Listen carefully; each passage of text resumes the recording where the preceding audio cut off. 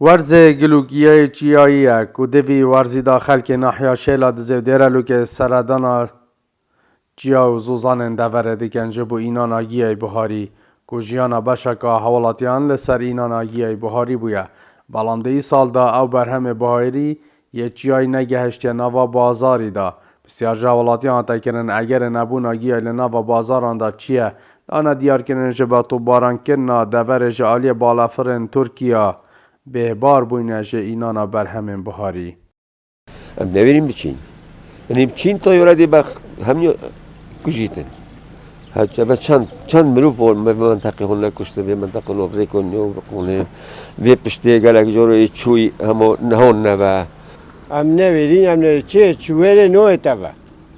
ما هم چاب چین اگه بله خود ما سماقه ما رزه های ما همی تشته تای همو ایدارو ما سگندو بینگی مثلا سماق مای های فقی مای های همی تش مای های بلی مو بوچیا گل تو چوه ویره تو نه رجع عمل ویره دو خودی وکی کوسکو حیوانو یو پازه نمشیم چی اپشتو شورا نمشیم چی نرخیدی اما هم جیاری نیست نوی جا فیگی خودی گنجه جی داتا دیار کرن که نها پتر هر ساله که دورده تا بردمان کرن لو را حولاتی جه ترسا بردمان کرن قصدا چیا و گندن خو ناکن بله وکی دیار و بماوی چندین ساله همشین بیجین 2014 و 15 حتی نکه تو باران آوان دوره بردوامه تا ایبتی اف ساله گلک گوشتن و یهات یا شدید کرن اف جه گلک اینا تو باره کرن یعنی اشین بجمتا ها افی گلی حتی سپیده هنده جارا دهان جارا دوباره تیتا تو باران کرن